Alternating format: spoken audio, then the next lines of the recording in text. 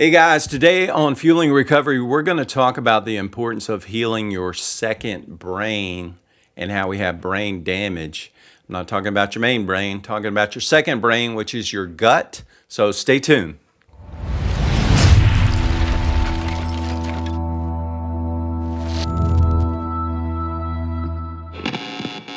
Incoming! Hey guys, welcome back. Thanks for joining me. We're going to talk about brain damage today that we both have, and specifically your second brain, which is your gut right here, right? So Hippocrates said, let food be thy medicine and medicine be thy food.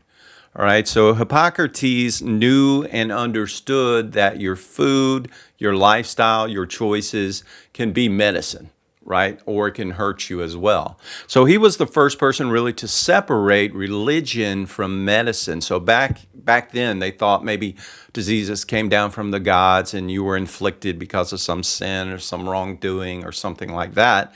But he concluded it was from diet and your lifestyle choices. And some of our choices have been very poor.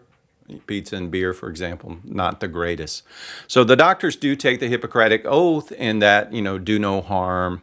He's the father of medicine, that type of thing. But they don't really have as many hours studying nutrition because it's such a vast scope that are really needed to understand this concept of being healed. So step point 5 in your recovery is nutritional recovery. I mean, the gut is where your vitamins and minerals are absorbed. And that is why most people refer to your gut as your second brain. And the reason why, it's connected by a nerve between your gut and your brain called the vagus nerve. Now, this is developed early in your embryonic development, one of the first connections. And in fact, if this nerve is severed, your gut can act and function on its own without your brain. So that's why it's called the second brain, right? It's independent of your brain.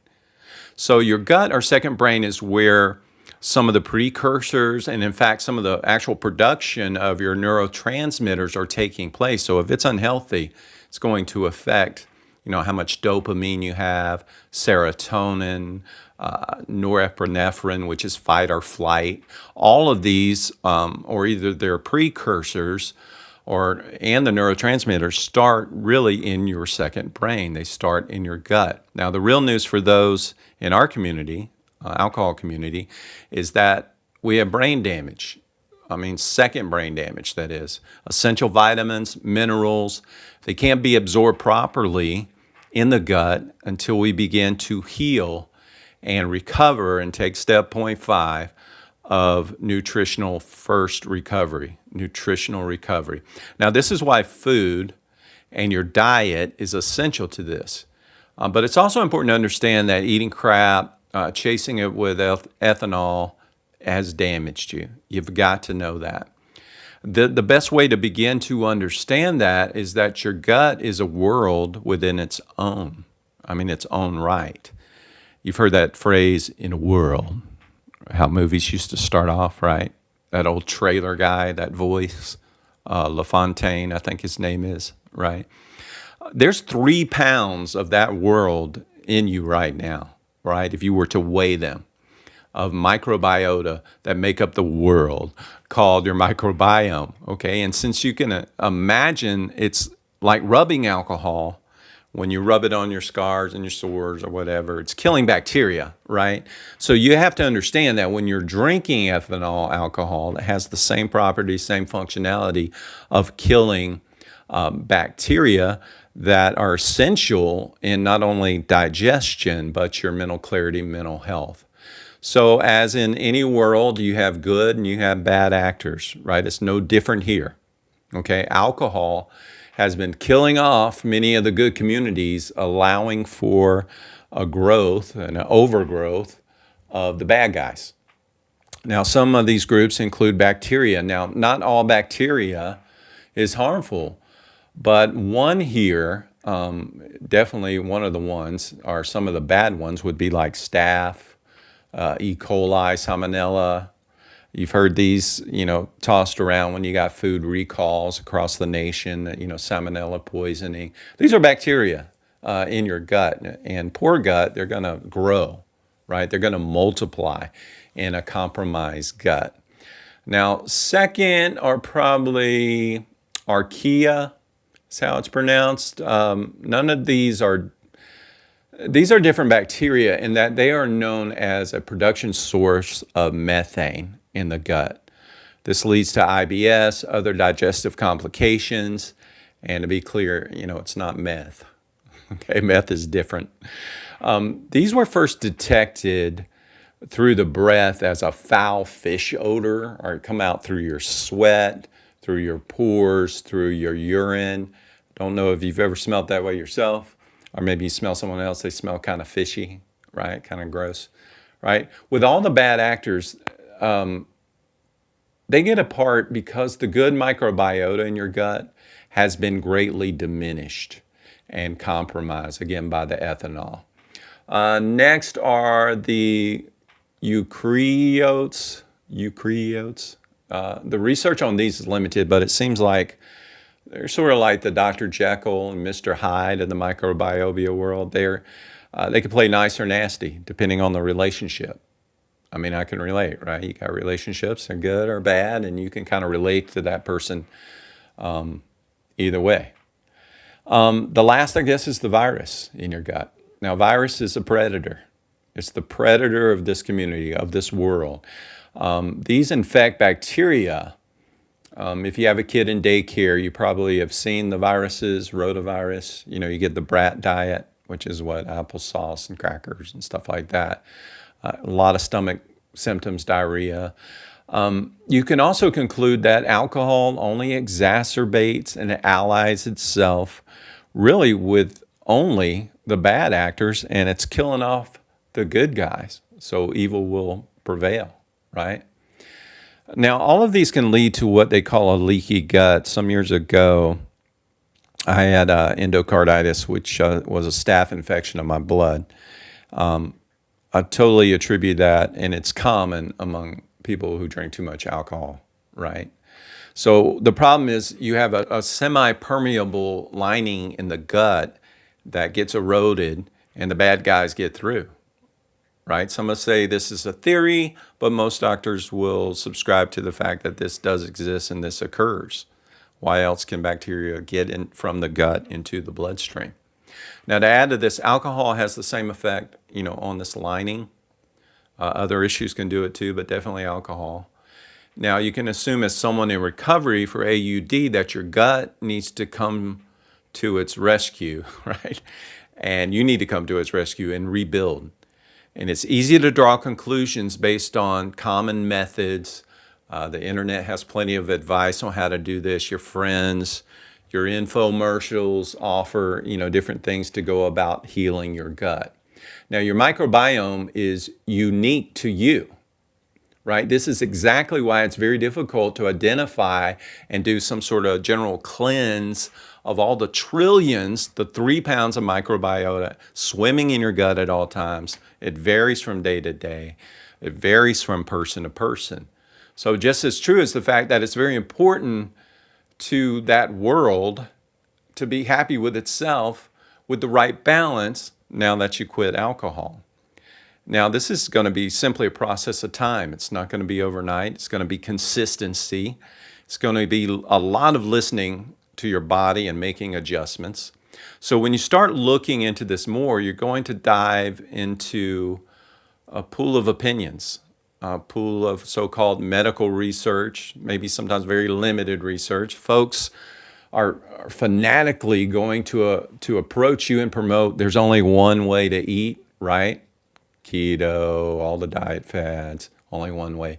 But really for you as an individual, it's what's working for you and what is your body telling you. Now, as you learn more from the podcast, Fueling Recovery, you'll begin to find what's working for you.